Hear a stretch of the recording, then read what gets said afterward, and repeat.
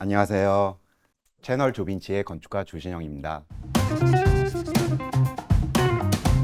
지금 세계가 주목하고 있는 도시 어디일까요? 1924년 이후 딱 100년 만에 올림픽을 개최하는 파리가 아닐까 싶습니다. 국가적으로는 미국이 총 4회의 올림픽을 유치했지만 도시 쪽으로는 파리와 런던이 3번씩 개최한 것 같습니다. 저도 건축가의 입장에서 이번 올림픽은 특히나 기대가 됩니다. 왜냐하면 이번 파리 올림픽에서 사용되는 경기장의 약 95%가 기존의 건축물이거나 혹은 리모델링한 경기장을 사용한다고 했기 때문입니다. 런던 올림픽에서는 그린 빌딩 인증인 BREEAM을 40%밖에 받지 못했지만 이번 올림픽에서는 프랑스의 HQE를 100%의 그린 빌딩 인증을 목표로 한다고 합니다. 1924년 파리 올림픽의 개막식과 육상 경기가 열렸던 이니프 듀마누아에서는 하키 경기가, 1900년 파리 만국 박람회를 위해 지어진 거발레에서는 펜싱과 태권도 경기가 치러진다고 합니다. 이 외에도 에펠탑, 벨사유 궁전, 콩코드 광장, 마르세유의 마리나 등 프랑스의 랜드마크로 손꼽히는 장소들도 경기장으로 변신한다고 합니다.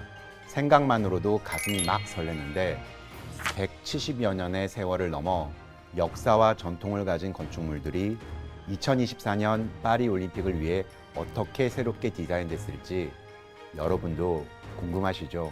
이 외에도 파리 올림픽은 사상 최초로 올림픽 스타디움이 아닌 센느강에서 열린 개막식을 치른다고 해서 관심을 모으고 있습니다.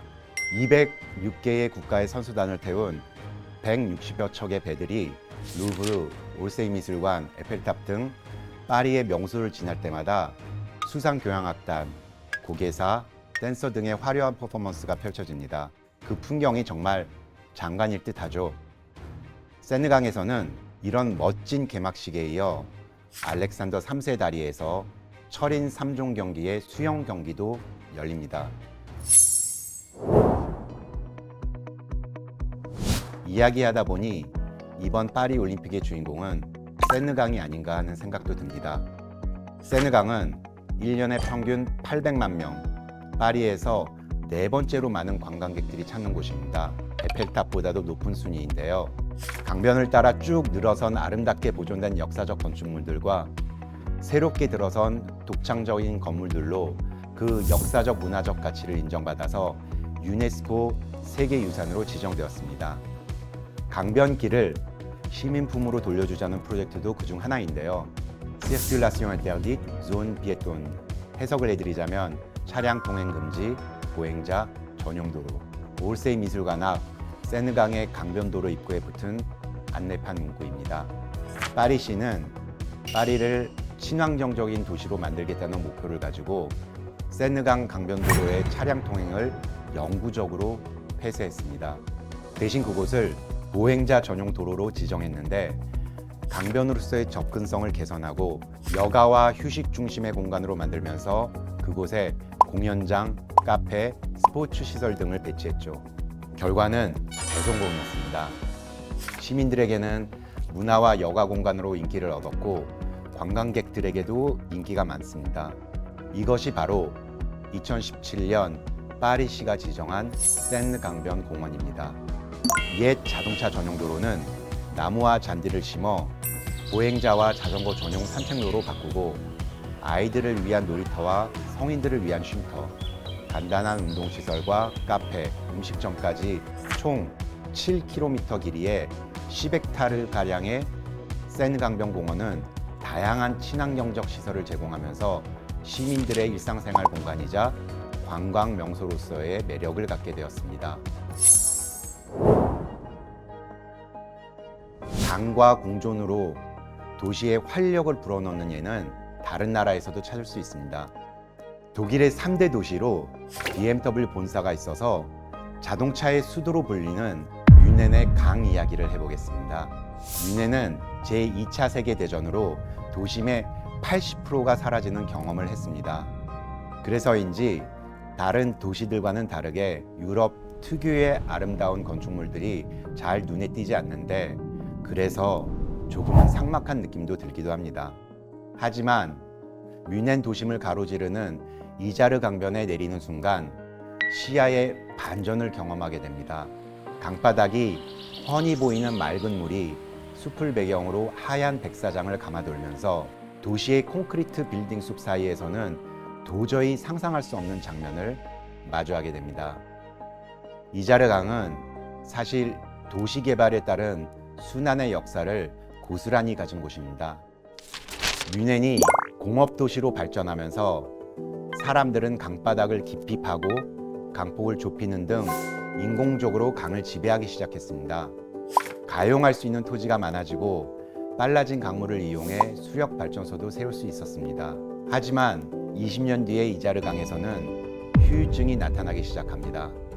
강바닥과 지하수가 계속 내려앉게 되면서 안정적인 식수 공급과 농사에 어려움을 겪게 됩니다. 이에 뮌헨시는 2000년부터 강 재생 작업을 시작합니다. 강물을 가두었던 콘크리트 벽을 철거하고 강물이 마음대로 강변으로 넘나들도록 합니다. 이에 강폭이 넓어지면서 유속은 줄고 수위가 낮아지고 강변 기습도 완만해지고 강이 다시 자연 상태로 돌아가기 시작한 겁니다.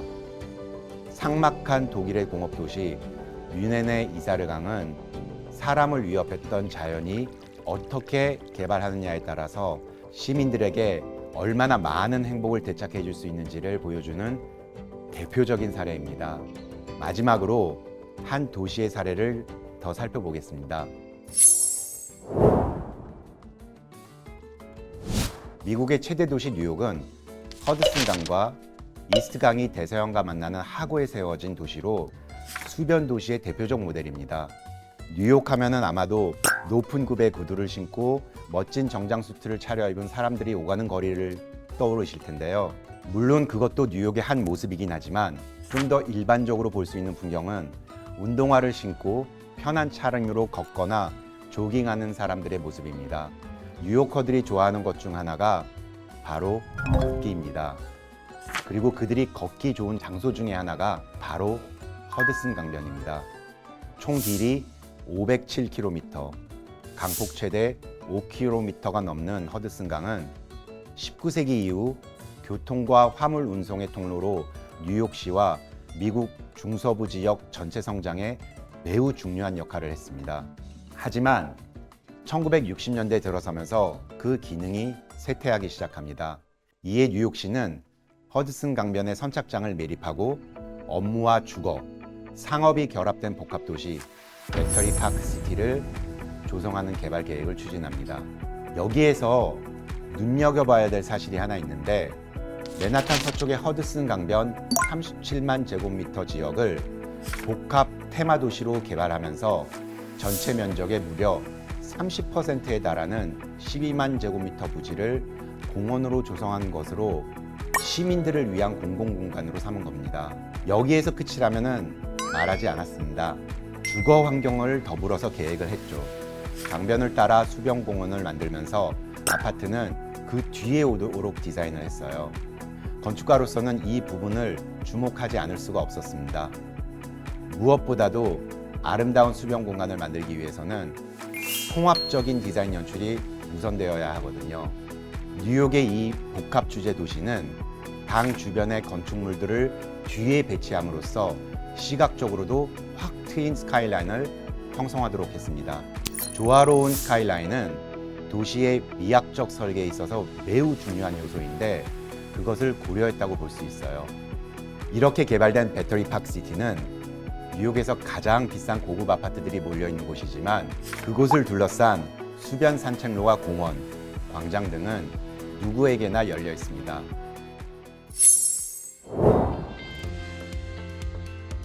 지금까지 살펴본 도시들 외에도 전 세계 대도시들은 어김없이 강을 끼고 있었습니다.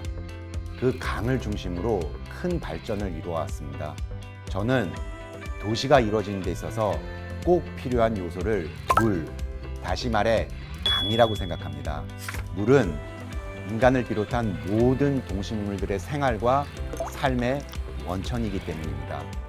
19세기 이전까지는 식수나 농업 용수 등의 이용으로 또 근대화 이후에는 공업 용수와 운하 등으로 강이 도시 발전에 큰 기여를 해왔다면 이제는 그 다음 단계인 공존의 대상으로 고민을 해볼 시기입니다. 강변을 개발하되 시민들에게 공공공간을 되돌려줄 수 있는 방안을 연구하고 물길을 따라 시민들의 삶과 공간을 엮어내는 이상적인 수변 공간을 디자인하는 거죠.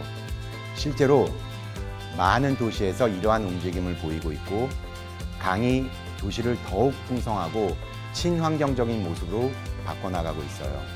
바람직하게도 도시의 아이덴티티를 만드는 방법, 자연 그대로의 강을 존중하면서 그 안에서 인간과 자연이 공존할 수 있도록 도시를 디자인하는 건축 이야기를 해봤는데요. 또 다른 재미있는 건축 이야기를 들고 찾아뵙겠습니다. 채널 조빈치의 건축가 조신영이었습니다. 좋아요, 구독, 알람까지.